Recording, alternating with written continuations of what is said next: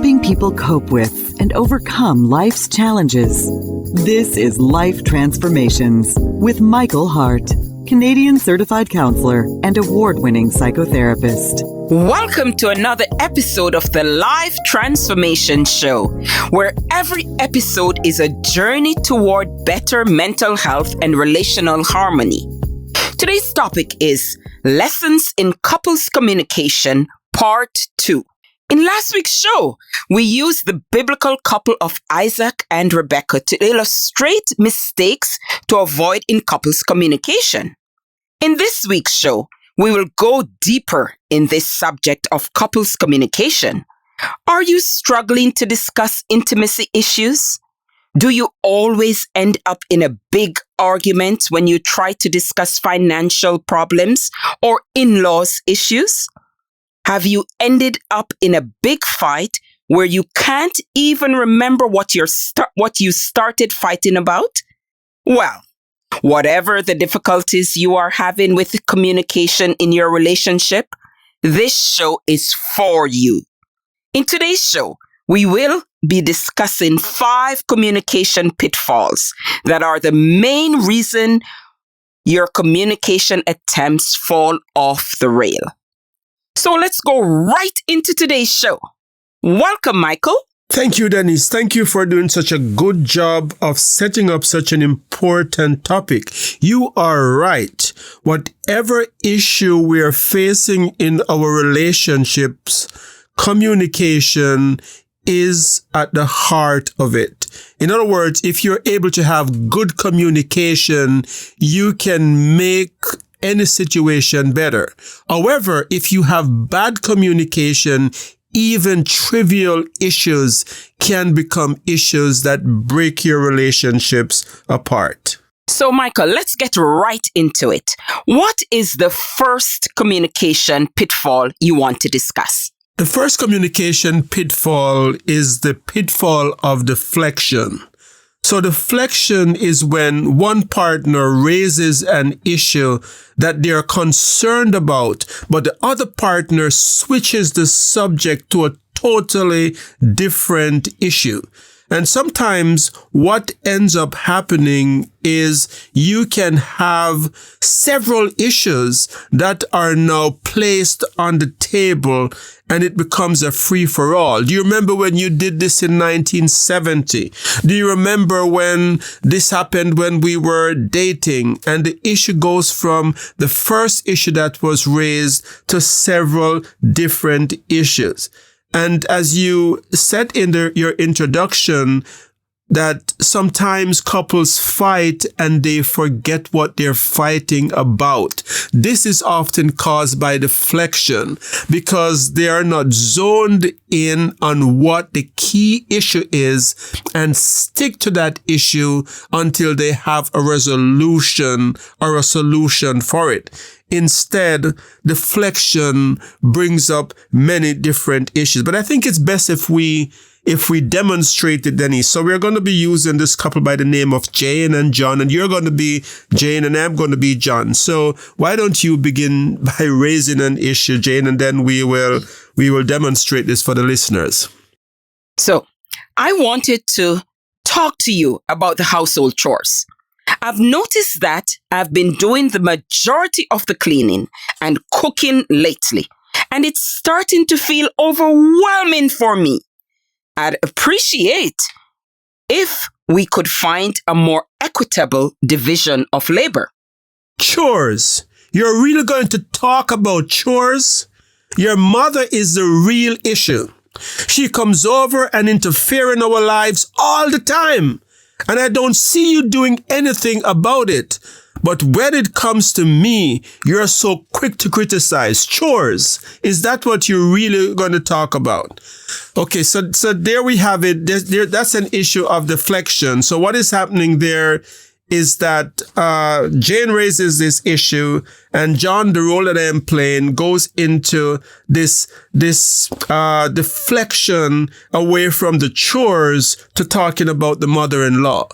And if we had more time, we could demonstrate how it goes into other subjects. But this is what happens with deflection. The real issue is not focused on, and a lot of other issues come up. So in 1 Corinthians 14:33, we read, "For God is not the author of confusion." What happens in deflection is that the conversation, the communication becomes very confusing, and the couple ends up being frustrated. And as we said before, the real issue is often forgotten because it is clouded out by the many different issues that are placed on the table. So you're so right, Michael. Our God is not the author of confusion. So let's get right into the next communication pitfall. What would that be? The next communication pitfalls, and these pitfalls are easy to remember because they all start with D. So we have the first one, which is deflect. The next one is disrupt. And this is a pattern that I see in many of the couples who come in for communication counseling. And we talk about these pitfalls in our couples seminar and conferences that we have. So disrupt, as the name suggests, is when one partner interrupts the other person's statement without giving them a chance to finish expressing their feelings. So you may have a situation above where if we use the example that we had before, Jane starts talking, but before she could even get to the issue of the chores, or shortly after saying that, John interrupts and cut her off in mid-sentence. And so when this happens, the other person often feels as if they can get a word across. Maybe some of you are listening to my voice this morning and you're saying, I know exactly what that feels like. I'm trying to get my word out, but before I can finish my statement, I am interrupted by a statement, and maybe the person even misunderstood what I was going to say and assume what the issue is that I was going to be talking about. So when disruption happens, it short circuits the communication, and the issue cannot be adequately described and placed on the table because it is cut off before there's a chance to do so. So, Michael, as you speak, I was thinking, when someone disrupts, is it always a deliberate act not to hear what the other person is saying? Or are there other factors? Yes, I think there are other factors that can be involved in that. Sometimes I don't think the intention is to disrupt the argument or to disrupt what the other person is saying. But there are some persons who they're anxious by nature, and they may feel, here we go again, there's going to be a discussion. Some people are conflict averse as well. And so if there's an issue that is being raised, they might begin to be anxious about the conversation that is going to ensue.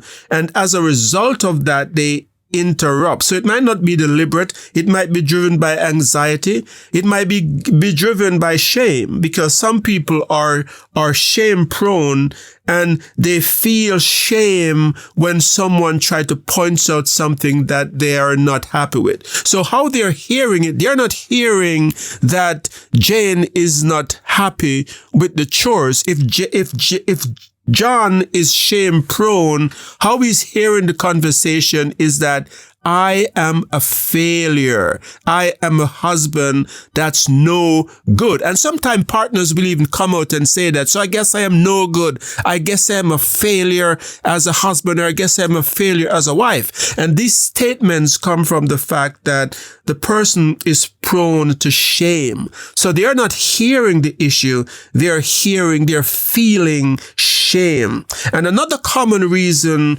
why we have disruption in our communication attempts is that sometimes the person who is raising the issue talks for too long. in the example that we gave, Jane spoke for less than a minute, and she adequately raised the issue of the cooking and the cleaning and how she feels overwhelmed. But what plays out in most marriages is that Jane will start talking and she will go on for 15 minutes telling John how much he's upset. And when that happens, there is a problem with your communication. If you talk about an issue for more than 2 minutes, by the time you're finished, the other person has lost interest in what you're saying because nobody likes to be lectured. So a pattern of communication that works best is to speak in short bursts.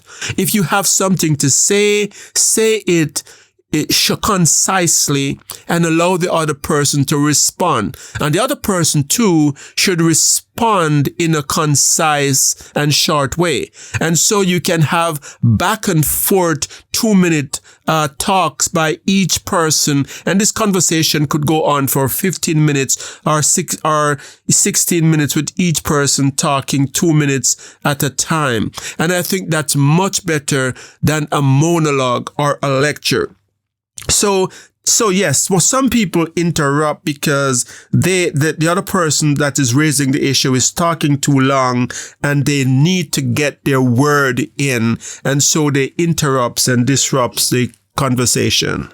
And I know there's a scripture too that says in Proverbs 18 verse 13 that sprouting off before listening to the facts is both shameful and foolish. So this is from the New Living Translation. So if you're disrupting someone and answering the issue before you have listened carefully, Proverbs speaks against that. So as Christian especially, or even non-Christian couples, if we really do love the person that we are with and we want our relationship to be happy, it is crucial that we don't disrupt, that we allow the other person to speak and finish what they have to say without interrupting them.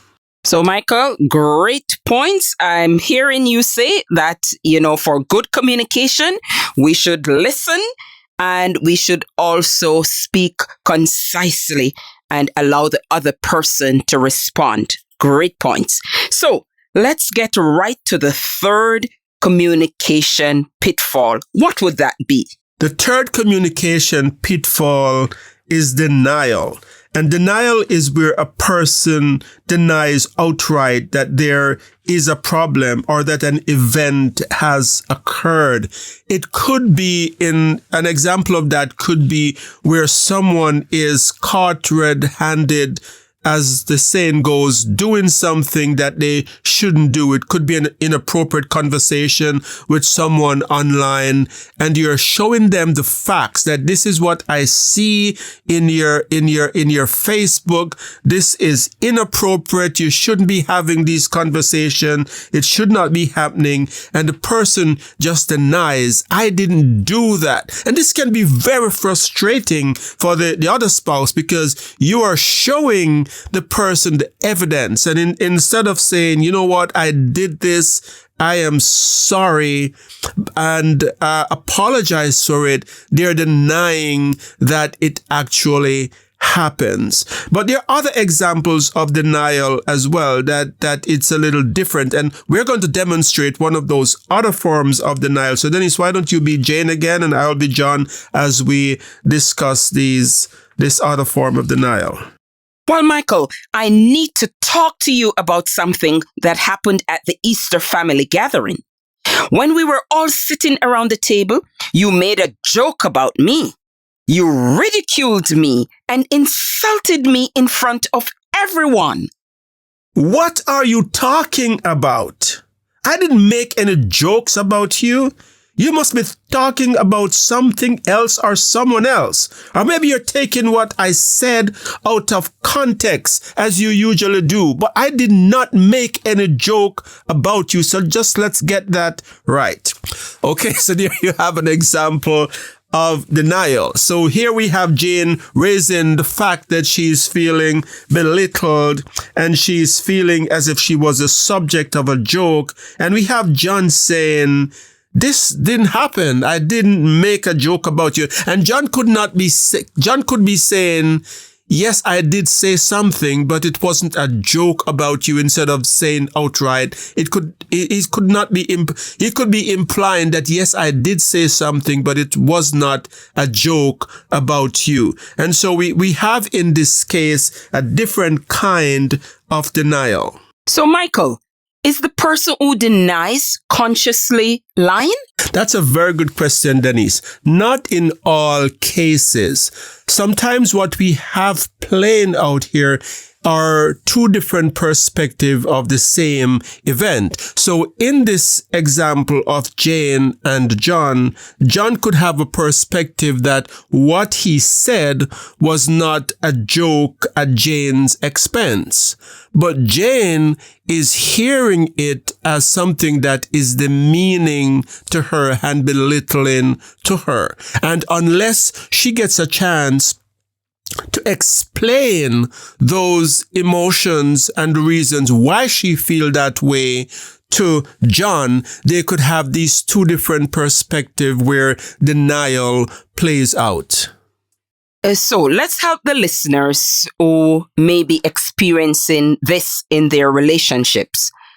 Are there things a person can do to minimize the chances of denial? Another great question. One of the first things I think we can do to minimize denial is to be specific. Notice that in Jane's way of raising the issue, she wasn't specific. She talked about a joke that was made around the table during the Easter dinner, but she wasn't specific about what was said. So when you are more specific in bringing up what happens, the chances of denial becomes minimized.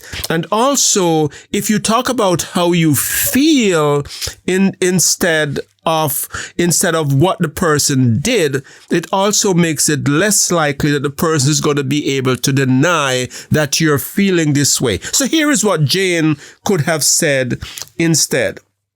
And Dennis, why don't you go ahead and just say that new version of how Jane is going to raise this issue? I need to talk to you about something that happened at the Easter family gathering. When we were all sitting around the table and you said the turkey that I made was a good burnt offering, I felt belittled and that the meal I had made was not good enough for you and your family. So notice the big difference there. She's specific and she's talking about how she felt. She felt belittled and as if the meal was not good enough. And so the probability of John denying that becomes minimized because now she's saying what he said and now she's saying how she feels. So it's hard to deny a person's feeling because how you feel is how you feel. And if you're the person who tends to deny even when everything is said the right way and you still go to this place of denial, then you should bear in mind what the book of Proverbs says. Proverbs 28:13 tells us, whoever conceals their sins does not prosper, but the one who confesses and renounces them finds mercy. Michael will be right back.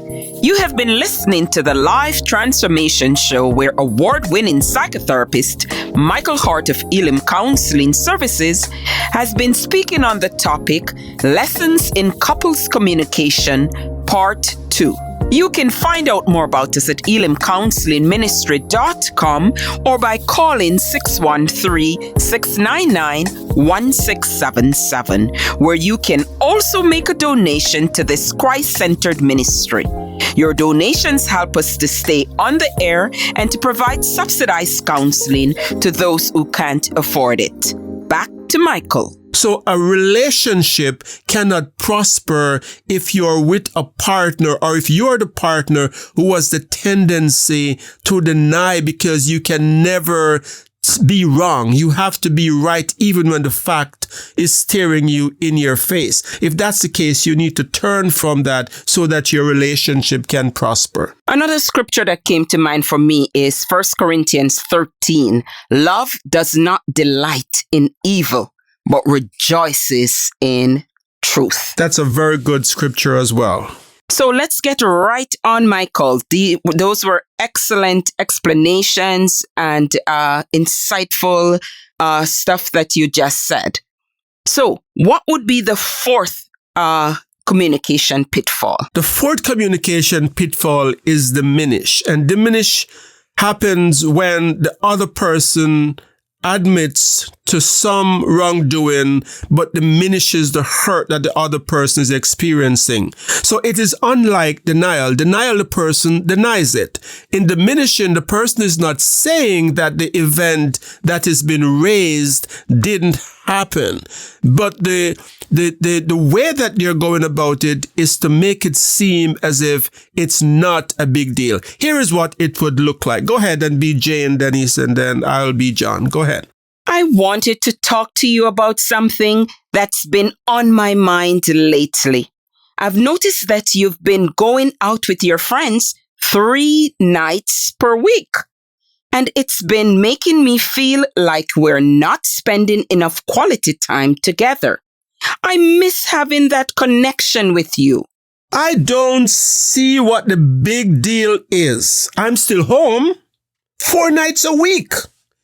And I don't go out to every invitation that I get with my friends. You know how many invitations I turn down, Jane, just for you? I am home 4 nights a week. Why are you making such a big deal about it? It's not like I am completely neglecting you. So here we have an example of what diminishing sounds like. And you should see if this is happening in your relationship in a different form. So what would you suggest for couples who find themselves in this trap?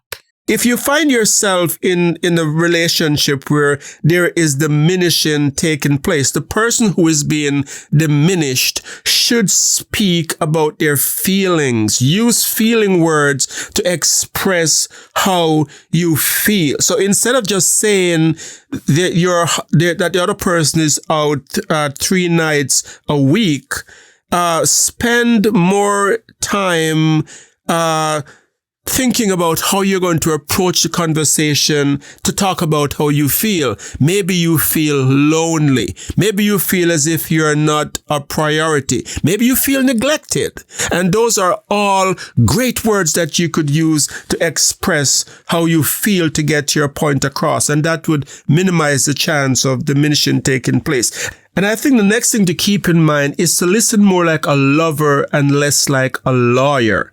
John was listening like a lawyer and he's picking apart the argument saying there are 7 days in the week. I am only gone for 3. Instead of hearing Jane's heart, Jane is feeling lonely. Jane is feeling as if she's not a priority and she needs more quality time with him. And so if he listens more like a lover, he will be more able to meet her need and attend to her concern. And in this example with John, it seems John was acting quite selfishly.